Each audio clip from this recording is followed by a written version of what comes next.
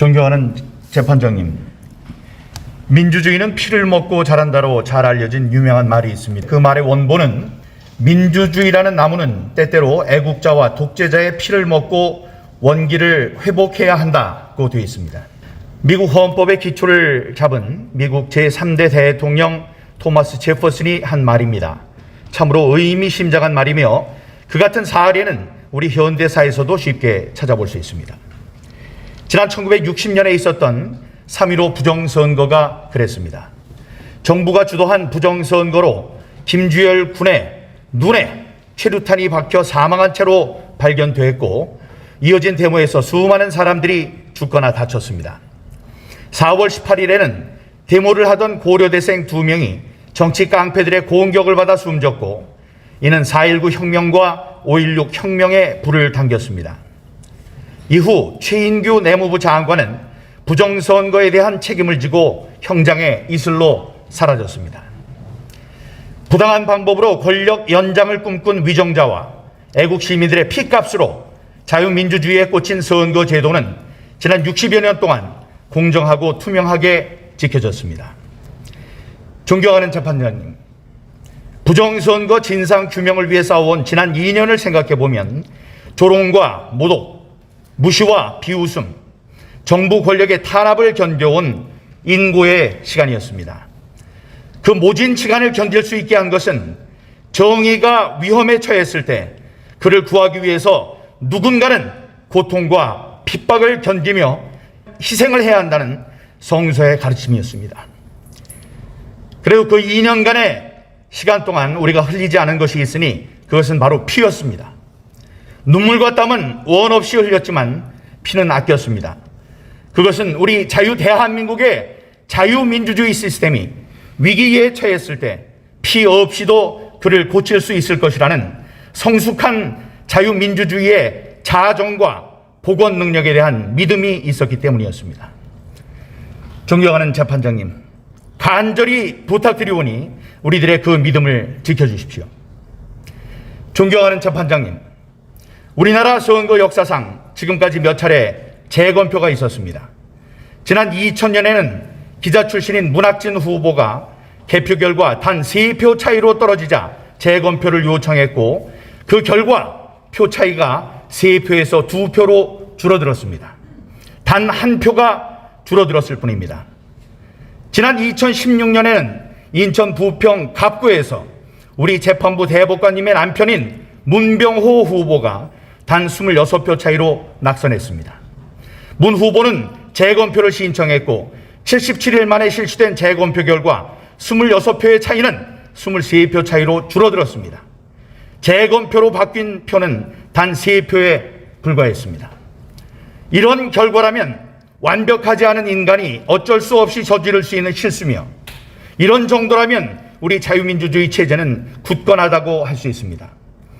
그러나 바로 여러분들께서 지켜보신 제21대 총선 인천 연수구 을구의 재검표 결과는 어땠습니까?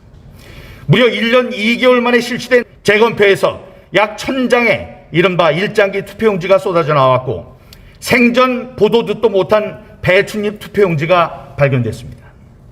난데없는 300표가 원고의 표에 더해져서 지금 그 책임을 두고 대법원과 중앙선관위라는 두 헌법기관이 다투고 있습니다. 존경하는 재판장님, 이건 우리 선거제도가 고장이 났다는, 그것도 심각하게 고장났다는 신호입니다. 1974명이 투표를 한 인천 송도 2동 제6투표소에서 과반인 1000장의 투표용지가 흉측한 모습의 일장기 투표용지였다는 걸 우리 국민들은 받아들일 수 없습니다. 이렇게 유린된 선거제도를 그냥 믿어달라고 하기에는 사태가 너무나도 심각합니다. 재판장님, 우리 국민은 헌법이 보장하는 완벽한 자유민주주의를 누릴 권리가 있습니다. 저는 지난 4.15 총선에서 훼손된 제 지역구 유권자들의 참정권을 복원시켜드리고자 지난 2년간 싸워왔습니다. 이제 그 종착지가 멀지 않아 보입니다. 존경하는 재판장님, 굳건한 뚝도 손가락만한 구멍에 의해 무너집니다.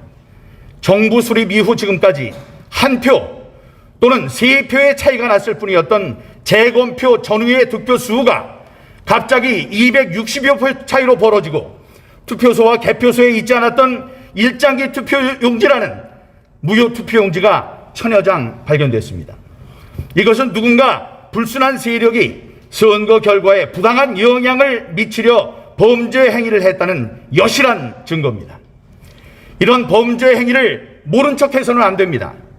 그것은 정의가 무엇인지 혼란스러워하는 사회에 대해 오직 양심과 법령이 명령하는 바에 따라 분명한 이념적 표들을 제시하는 대법관님들의 고귀한 사명에 어긋나는 일입니다.